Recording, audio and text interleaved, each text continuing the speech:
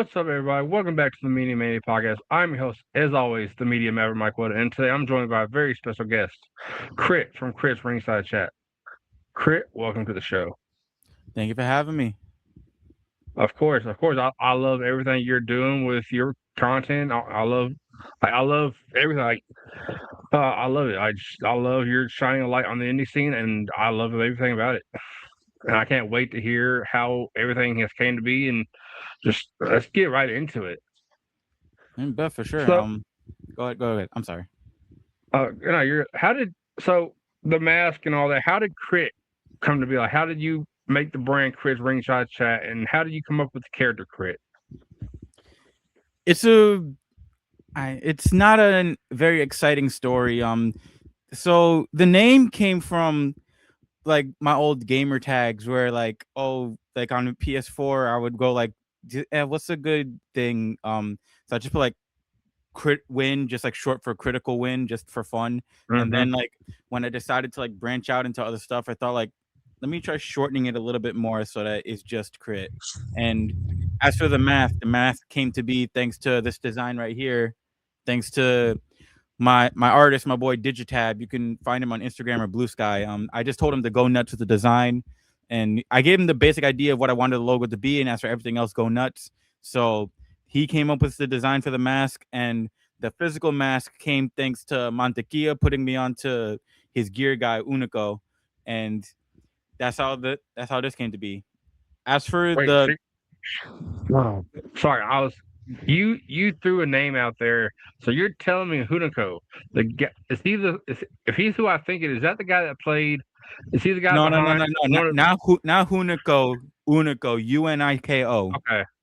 I was about to say the guy that I was about to say the guy that plays Sin Cara. That's amazing. No. They sound really similar, but they are absolutely two different people.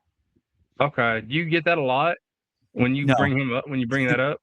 Actually, Okay. no, because because a lot of people in New York know who Unico is because like a lot of people go to Unico for their singlets, their boots, their masks, their whatever. Okay. So like they all kind of know him.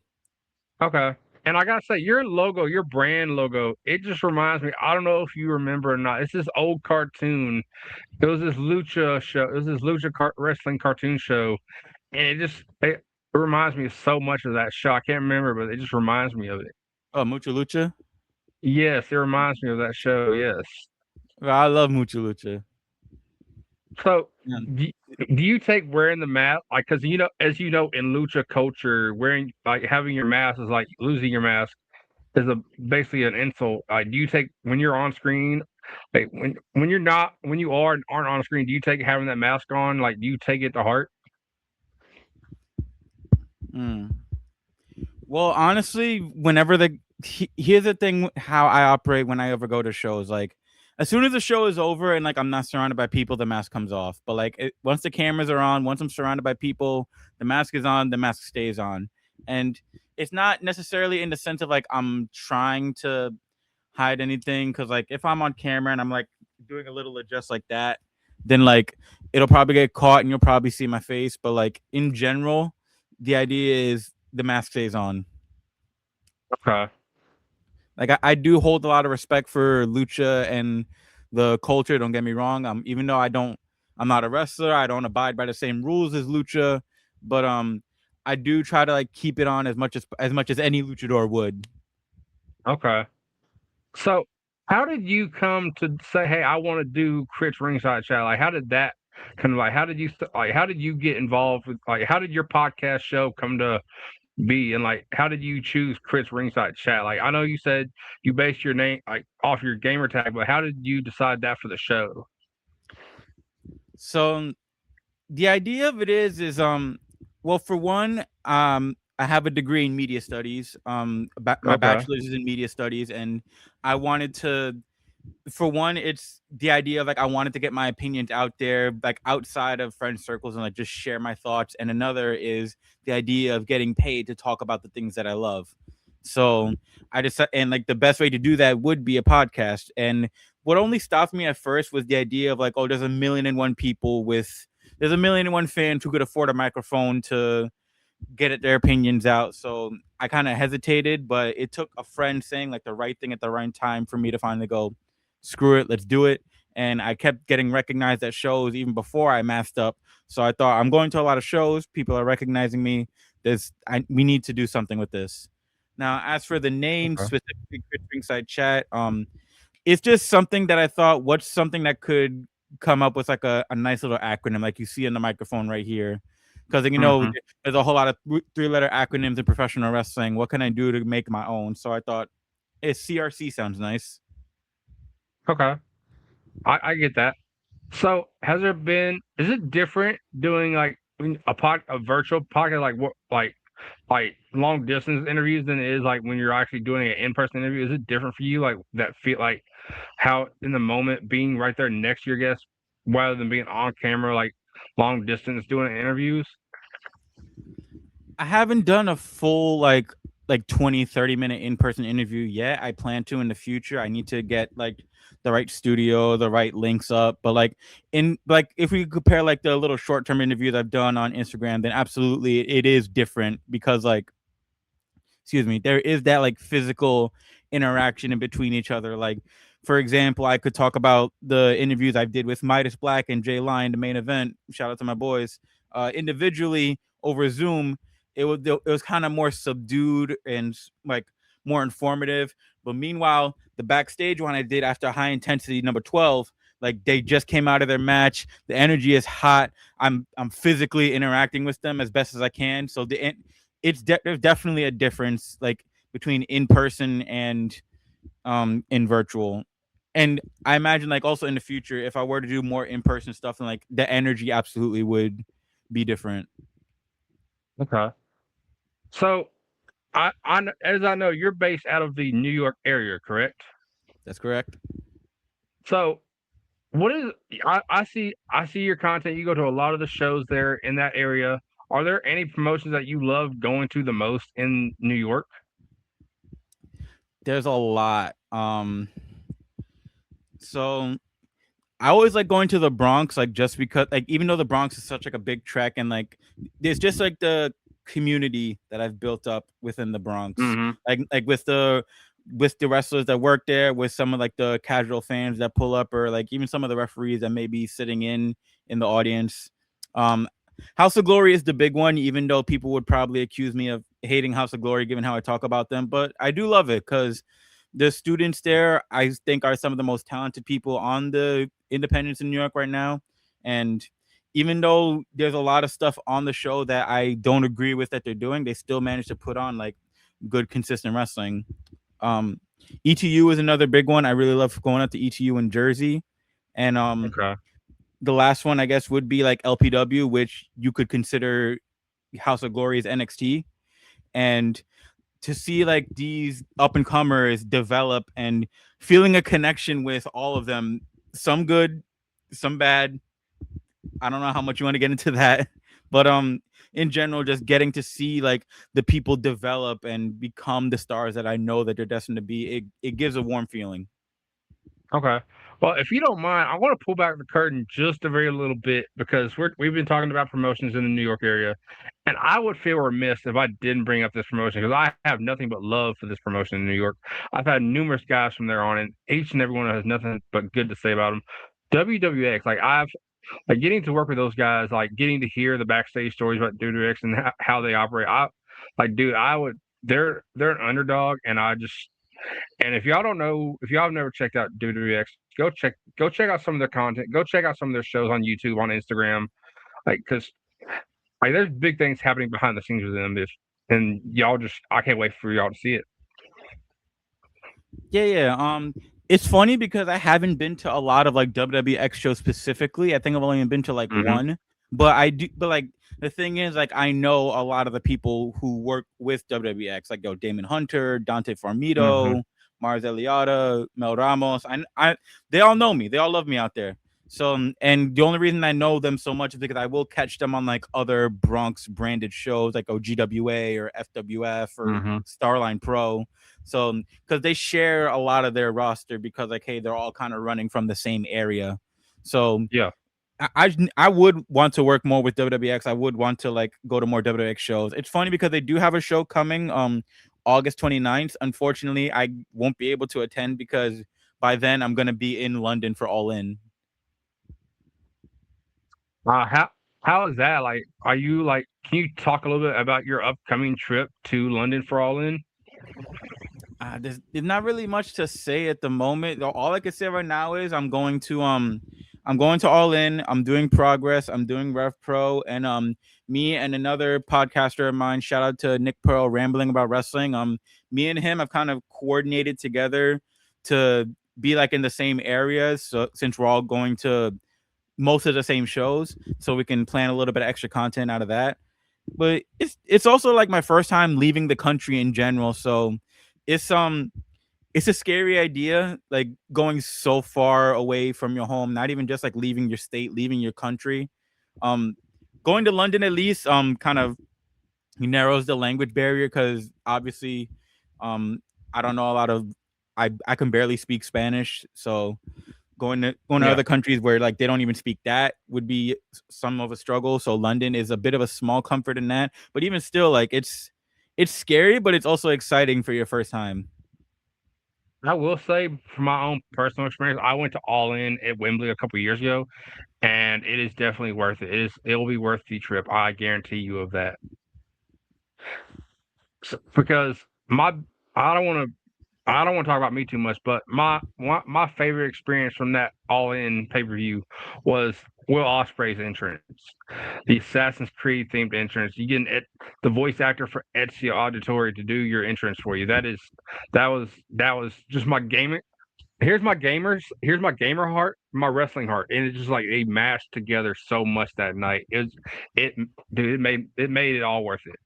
So I will say you'll have a blast there, and I hope you get some awesome content to share out. Nah, I hope so too. I think I saw that entrance too when I went to Texas for All In. I don't know if the voiceover was there, but I know that he did do had the Assassin's Creed stuff as well. Okay.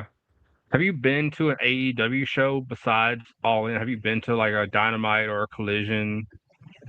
I've been to multiple. I've been to a Double or Okay. Nothing. I've been to All Out. I was in LA for Revolution earlier this year.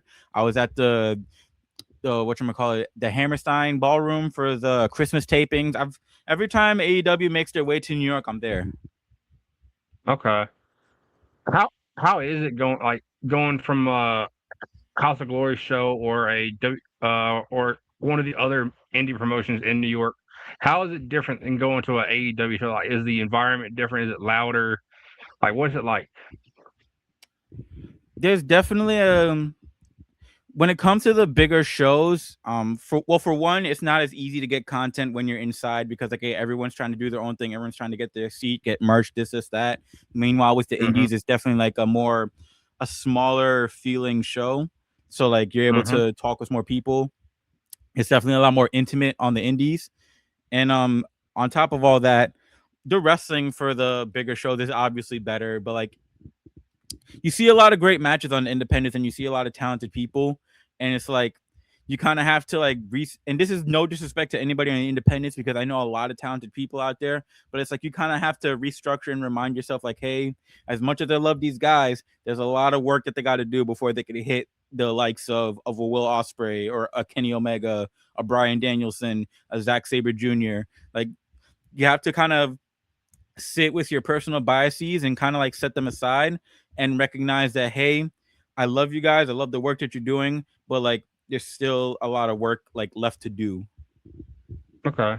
So, has there been an interview that you've done or that you've already done, or is there one you haven't done already that you're really wanting to do, or the one that you've already done that you've just really enjoyed doing? Definitely the one I did with Charles Mason. That one Okay. is Charles Mason was a goal of mine for a while, and kind of when that got going, it was kind of like right place, right time, stars align type moment. And Mhm. it was it was a really enjoyable experience because I think this was like my first time like properly interacting with a character. Like I've interacted with characters before then, but like in that moment between me and Charles was like the moment where like I was engaged with my guest, I was playing off of his character, and I was getting like really good answers out of him. Okay. Yeah. I will say, I keep hearing his name. I keep hearing Charles Mason. Like I'm like, this dude, like he's gonna be somewhere in like the next 2-3 years. You're gonna see him somewhere major, because like he has just like this aura about him. Like, he's different and he's unique, and I love it. Absolutely. There's not a lot of people on the independents like Charles Mason, not only based on his character, but also based on his like his work ethic. Like Charles Mason, he knows business. He knows how to make you feel. He knows how to get the energy up. He knows how to interact with his fans. He knows exactly what the people want out of him, what they expect out of him, and he knows how to get people like engaged. Like his last Hmm. match at the last House of Glory show, I think, was Waging War against Joey Silver. I think it's the perfect example of like how Charles Mason works in terms of like as a heel, as a worker, and as a wrestler. So absolutely exceptionally talented man, and I would not be surprised if by like 2030 we do see him on national television at some point. So, with you being based in New York, I would feel remiss if I didn't ask this question, because there's this one. I don't know if I would call it a promotion, but whenever I see their videos, I always love it. They always like Subway Mania. Have you gotten to interact with anyone from there? Like, have you gotten to interact with those people, or have you been a part of any of it? I haven't had a chance to be at Subway Mania or like be a part of Subway Mania. I have met the Subway Mania guys once, but I can't tell you where, when, and how. All I can say is I it wasn't like a business thing. It was something that happened in my personal life. It wasn't like anything related to this. Okay, I can respect that. I 100% respect that. But can you at least say what was your interaction with them? Like, can you talk about that? It was I all I could say is that like I was having a pretty shitty day at the moment because like that day I lost my wallet. The shit was happening, and then just out of nowhere, just seeing the guy dressing up like Seth Rollins and Chris Jericho with with the MetroCard briefcase, and like just getting to say hey, what's up, and just like it helped brighten my day a little. Okay, that's still a pretty cool experience to have. Though, like I said, I would feel remiss if I didn't bring it up because you're right there in New York, and they film almost all of their stuff, I believe, in New York. They do that, yeah. Timhan Rivera, I think his name is. I probably butchered his name, but he's a really talented guy when it comes to like not just Subway Mania, but also like the other content that he does. Like what is it, Jim the Gentrifier? So, are there any big plans for Crit for the rest of the year? I know you have All In Wembley you're going to in the next couple weeks, but other than that, is there any other big things coming for the ring for you like for your brand? Like, is there anything big coming? I've seen some stuff. I don't want to talk about it, but I've seen some stuff you're doing, and I can't wait to see what comes with it. But is there anything else big with Crit for the rest of 2026? Um, there may or may not be something coming in September. I don't want to confirm anything yet. Well, I don't want to confirm anything yet because I don't know if I'm 100% locked in. All I can say is Okay. PWJ did say, "Hey, we're looking for media people for our show in September," and I did throw my hat in the ring. Whether or not I get Okay. accepted, I'm not going to reveal yet. Okay. So, has your follower since you've grown your presence across all your social medias, has your followers become more like how do you interact more with your followers now than you did when you first started out? I do. I don't interact with a lot of my followers a lot, and some of my followers are just like fans that I have like. Oh, excuse me. Some of my followers are fans that like I've met in person or just like that are part of the community. So like I have interacted with them at shows, and a lot of my followers are just like fellow wrestlers too, and obviously I've interacted with them like in and out of character, in and out of shows, like on the sidelines, before, after, during. Okay. And if you don't mind me saying, there's one interview that you did do that I really was very jealous of. I will say you got to interview Brittany Brooks. I was like, that's awesome. Like you're getting to interview like Brittany Brooks because like I just love everything she's been doing. Like since I first discovered her on the indie scene, I've gotten to see her maybe once in person at a show, and I was just very impressed. And she's gotten to train with Natalia in the dungeon, so it's like I was very jealous of that. Oh yeah, for sure. I only got her because I saw that she was open for interviews on Twitter, so I DM'd her and we worked it out. And it's funny that you're the second person to act like Brittany Brooks is the biggest interview that I've done. And I'm not saying it's not big because it is definitely big because Brittany Brooks is a very talented, well accomplished woman. But like people were not saying the same when I interviewed Dijak like a year ago. Di Okay, Dijak. Okay, yes, Dijak is a big yeah. I'll give you that. Like I love what he's doing. I love what in MLW with the skyscrapers with Bishop Dyer and Josh Bishop. So he has really rediscovered himself since getting let go from WWE. So I was impressed with that too. Don't get me wrong, but like you see her, she's blowing up. She's like everywhere now. And that's the idea of it, like catching these stars like when they're on the rise or right when they're about to rise, so that way you can be a part of their journey. And Mm-hmm. that's the case that I've done with a lot of people, like with some, like again with the main event, with Jay Bougie, with Charles Mason, even Mm-hmm. with like even with the smaller time guys like Damon Hunter, Dante Farmito, freaking Moon Spider, Brutale Futura. Okay. So, are there any plans for there to be like merch for Chris Ringside Chat in the future? Like that way, if fans want to support what you're doing, they can buy your merch. And if they see like that way, if you're at a show, you see people wearing your merch. I have to really think about that because I'm not sure if like the cost of making the merch will justify like selling it, because I don't think it's going to sell that often. If people catch me at shows, I have swag. I've got stickers to give out, but that's the most that I have at the moment. I would love to get to a point where I could like make merch and have merch like little t-shirts, cards or whatever. But it's one of those things where it's like I don't know if like I can justify having a bunch of shirts lying around for God knows on how long and not many people buying. I don't, I'll say if you ever do make a shirt with with your logo on it, I would definitely buy one because I'm all about supporting other people in the content community, in the wrestling content community. So I would definitely buy one. If I ever make one, I'll save one for you. Okay.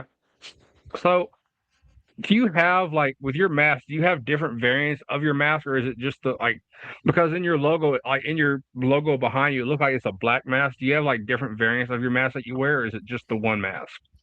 I actually do. I have multiple. I have an orange and black one that I haven't worn in a while. I have black and white, and I had Okay. one done. I just had one done in the same colors of the the flag for Pride months. Okay.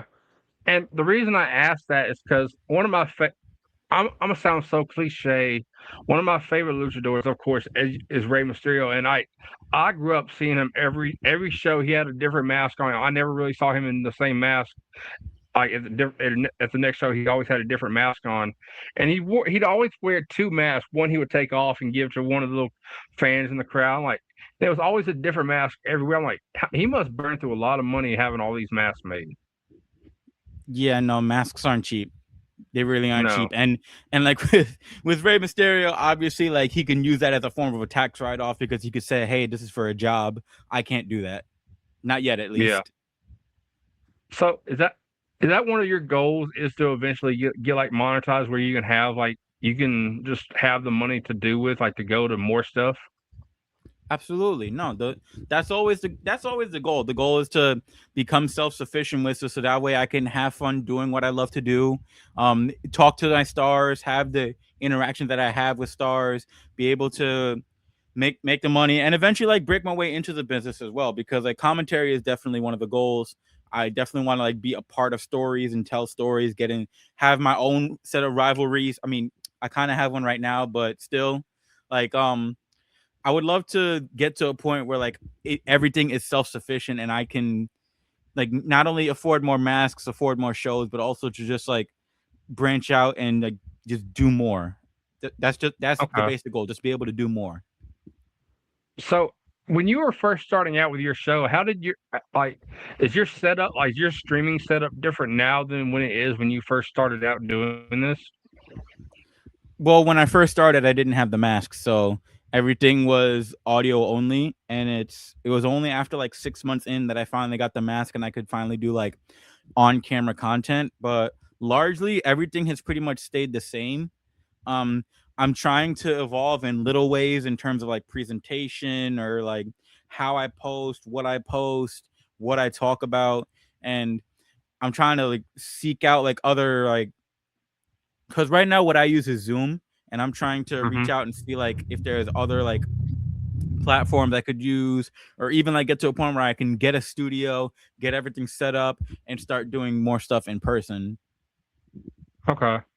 Because like I see you have the microphone in your hand. Do you eventually like plan to have it where you can be like just mic'd up, like have a mic attached to you, like you see some of these like major people do, like they'd have like a little small mic mic'd up on them.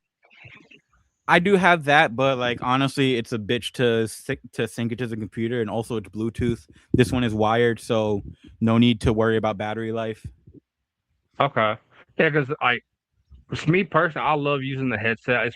Like mine's plugged into my setup, so it's like I never have to worry about it being dead. So Yeah, absolutely. The little mics are for when I'm like outside in the field, like whenever I need to like, oh, let's talk to somebody. So that's when I'll do that. Or like when I'm recording my own little personal like promos or like or my mhm. own little like extra stuff or whatever, that's when I'll have the mic clipped to my shirt. Okay. When you're going to do like an in person interview, like going to a location to do an interview, do you like choose the outfit you're gonna wear for that episode? Not really. I've been thinking about putting more thought into that because that's one of the things that I respect about guys like Bray Wyatt and all them who would like put so much thought into like how they dress or what they do. So definitely if I were to be in person more, I would definitely like coordinate the outfit more. But honestly, the only coordination I have now when it comes to that is if when I'm going to a show, a brand that I've been to a million times before, now I've started Huh. to like rep indie wrestlers merch. So like right now I've got like a Tiny Giant shirt, a PD Lakes shirt, and like I'll grab my old like my Bray Wyatt, my Brody Lee shirt, or my anonymous stretch shirt, a whole bunch of stuff to like to rep the smaller time guys rather than, and if it's like a show that I've never been to before, that's when I have like my own personal shirt with my own logo on it. Okay. Well, so I want to bring this back up because we've been talking about it again. If you do ever have your own merch, like, do you plan on like? I know the big place to be is Pro Wrestling Tees, but do you plan on like being somewhere else? I know there's a smaller site for indie wrestlers. I keep hearing about. It's called Brainbuster Tees. Do you maybe plan on being like somewhere like that, or is the goal like PWTs? I mean, probably pro wrestling tees. I know, like you said, there's Brainbuster tees. I know there's one website called Big Cartel. Um, Mm-hmm. or you could just like I could just make my own website. It all depends. I know there's also one called T Public, I think it's called. So Yep. it would all depend on like I guess what's the easiest to distribute and like coordinate I guess a contract with. Okay. One of my closing questions for you is like if people wanted to follow, like, if people would watch this episode and discover, and they have not heard of Crit from Crit's Ringside Chat yet, how would you like? Where would you tell them to go follow you at? Like, where are you available for people to find you at? I know you're on you. I know you're on YouTube. I know you're on Instagram and everywhere else. But like, where else can people follow you at? Well yeah, there's a podcast that's all over like Apple Podcasts, Spotify, wherever you can get it. Obviously, there's the Instagram Crits Ringside Chat. That's it. I just got on Twitter now at the OGCRC. I'm not as active on that, but like and I do have a TikTok. But I barely post on that too, and I need to refresh myself on what the username for that is. Give me 1 second, Okay. cause because a lot of the weird because it's crazy to say given like the type of field that I'm in, but a lot of the social media stuff I do not fuck with. it's it's a weird thing to explain because like it's the culture of it that messes with me a lot. Mm-hmm. But like I we're, totally we're understand. but like we're I in it. We have to play into the culture. Okay, the mm-hmm. TikTok is at CritsRingsidechat. Same thing. Okay. Are there other platforms that you eventually plan to be on that you're not on already? If there are any other platforms out there, I mean, like I guess Like Blue Sky is one of them, but there's Rumble, there's Kick, there's Twitch. the thing about it is, I would love to stream, but like at the present moment, like there's not a lot of like privacy and time to start streaming. But once I get like my own spot where I can just do whatever, I would definitely love to have like a little streaming setup. Okay. So what would you leave what would you leave our listeners with in this episode? If they wanted to Um, like get into the wrestling content creation community or just get into the wrestling world in general. in terms of wrestling content creation, don't be afraid to just do it. Don't be afraid to speak your mind. I know like a lot of people like they're kind of afraid to go really hard because they don't want to like ruin any deals for themselves. Like, oh, I don't want to say nothing too bad about WWE because then what if they start calling me? Like, honestly, don't be afraid to speak your mind. Don't be afraid to say what's up. Don't be afraid to be different. Because if you were to look at my channel, if you were to look at what I do, you would see that I do a lot of things different compared to a lot of the other guys. Like, and believe me, I acknowledge that a lot of it may be a little cringe, a lot of it may not work, but honestly, if you're having fun doing it, that's all that really matters. So don't be afraid to be Yeah. different. Don't be afraid to have fun. Yep. I totally agree because like I was the same way for the longest. This is my closing statement. Like with I'm gonna put a name out there. WWE. Like I was very critical about not being very vocal about like if they were being bad at what they were doing, but now like it's very hard for me to defend what they're doing. So I'm now like I will even not even WWE. Like if AEW does it, I'll call them out. TNA, MLW, New Japan. If they do something I see that's not working, I will be like I will give my honest opinion about it. Like That's all you need to. if it costs me a working relationship with them, I'd rather be honest with what I do than be a bootlicker. Yeah, and that's honestly all that you can do, really. Like, be honest, but also be respectful, because like you gotta be able to find that nice little line right there, because like there's a difference between giving constructive criticism and just being a hater. Definitely. Well, I want to thank my awesome guest, Crit from CritsRingsidechat, for coming on the podcast. And I've loved getting to hear how Crit came to be, and I can't wait to see what else Crit does in not just the rest of 26, but like going forward way down the line. I can't wait to see. And if y'all haven't yet, make sure y'all go give him a follow on TikTok, on Instagram, on Twitter, and go check out his YouTube also if you haven't. Drop him a sub there as well. And as always, ladies and gentlemen, if you've never watched the ending of an episode of the Media Mania Podcast, you know how this goes. Ladies and gentlemen, I've been your host, as always, the Media Maverick Mike Weldon. This has been my awesome guest, Crit from Crit's Ringside Chat. And as always, make sure you catch us on the flip side.